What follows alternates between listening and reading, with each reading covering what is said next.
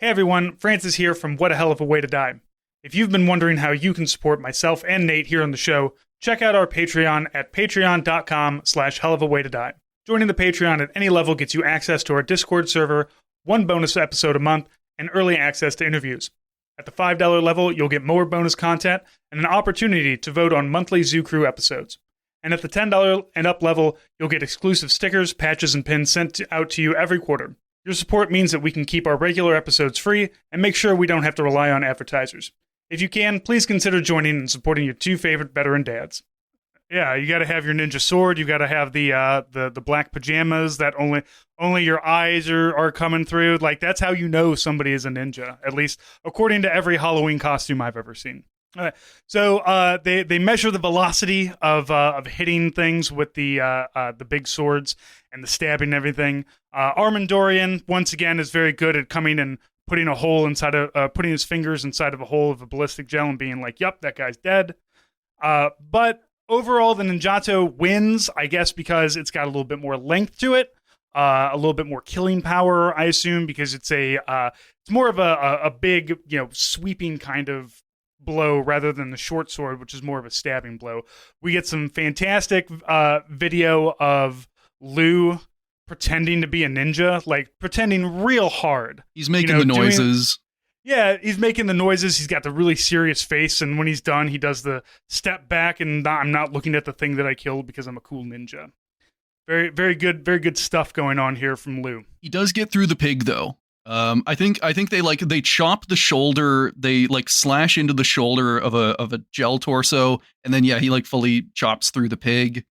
Yeah, they do end up bending the Zyphos sword when they stab it into the ballistics gel because it hits the back rib cage and there's a metal pole in it. But once again, and they kind of bring this up a few times in it, but we're talking about Bronze Age versus Steel Age. Yeah. Which is, I mean, that in and of itself, I understand tactics, I understand the weapons and everything, who could be better, but I really, you got to keep them within the same time period, I feel, like at least within a couple hundred years of one another. Yeah, they do make the point, it's just a throwaway line in the show, but they say this is a 2,000 year difference between this, the Ninjato and the short sword.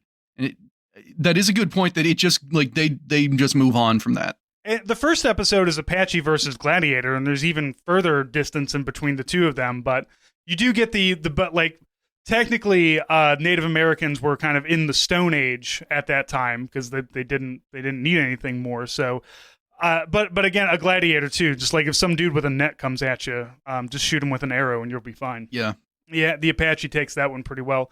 All right, mid range, Spartan spear versus black eggs. The spear is just the spear that you see in 300, the big ass spear that they stab people with, and then these black eggs that are just it looks like a plastic Easter egg that's full of ground up glass that gets thrown into your eyes. Yep.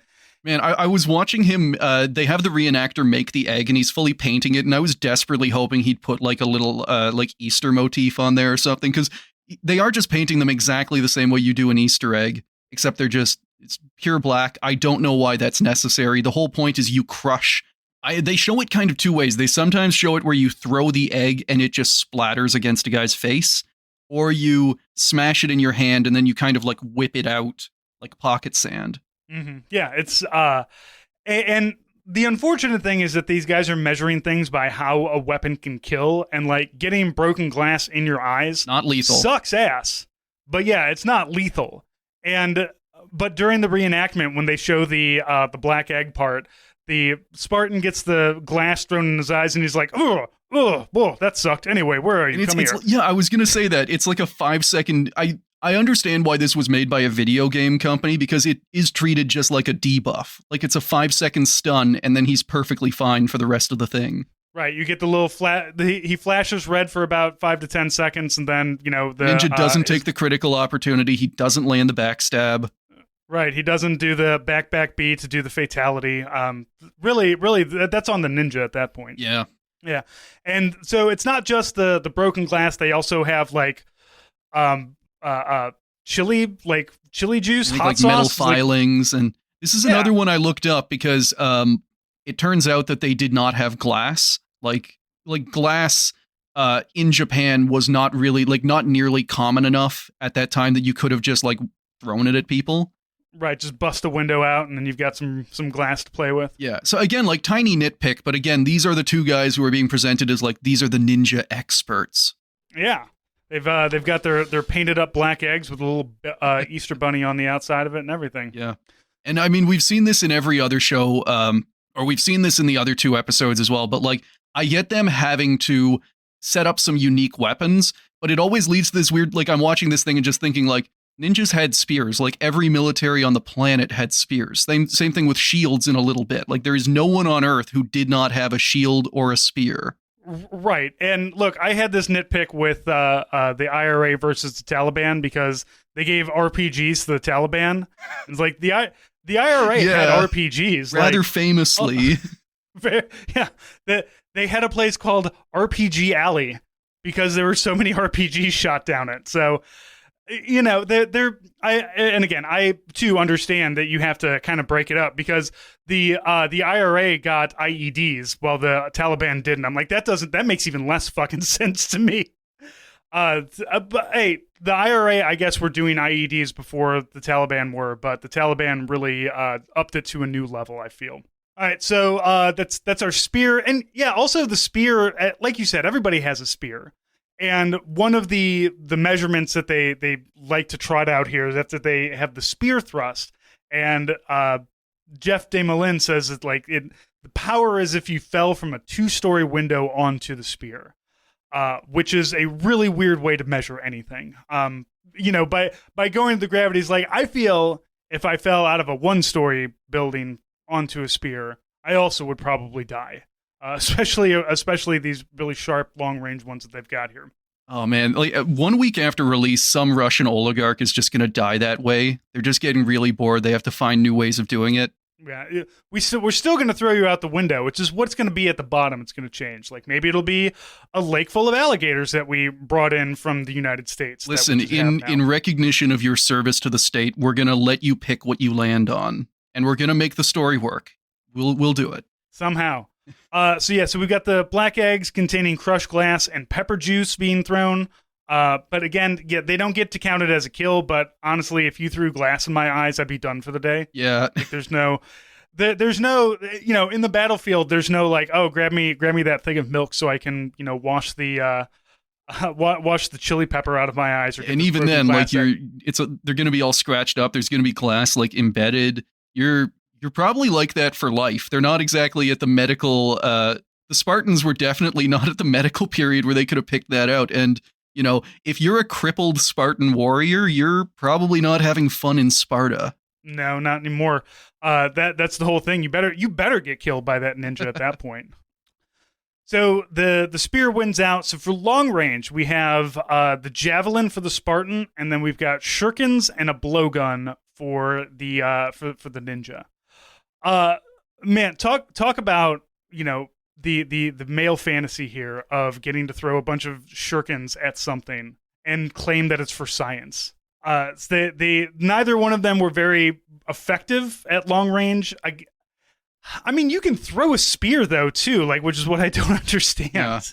I do love this scene, because I think it's Dr. Dorian says like, oh, those look like scalpels. And Luke Klein delivers this like wonderfully cringy, like, yeah, 4 scalpels, Doc, flying right at your face. Owned.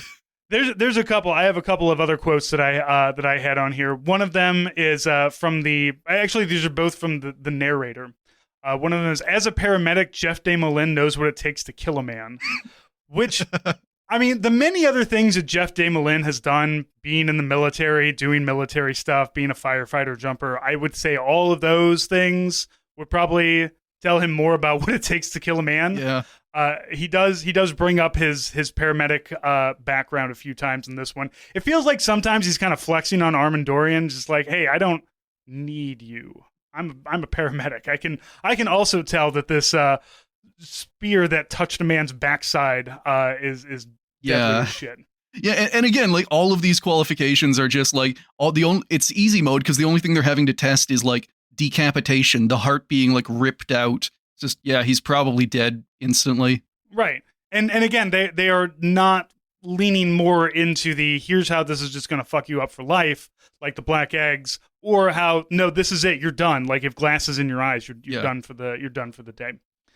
My other one was Barry honed his sword skills during his 8 years as a Green Beret. Now, Quinn, I don't know much about Green Beret training. I don't think they spend a lot of time for that exact reason. He has. That's why he knows how to use that Xiphos. Yeah, Barry loves to come out with the Xiphos and do some stabbing, because that's all he did during his 8 years as a Green Beret. It's just a lot of stabbing, a lot of throwing spears. He is a Spartan expert, at least a Spartan historian. We don't get to see any of his credentials on that, but he is a Spartan historian.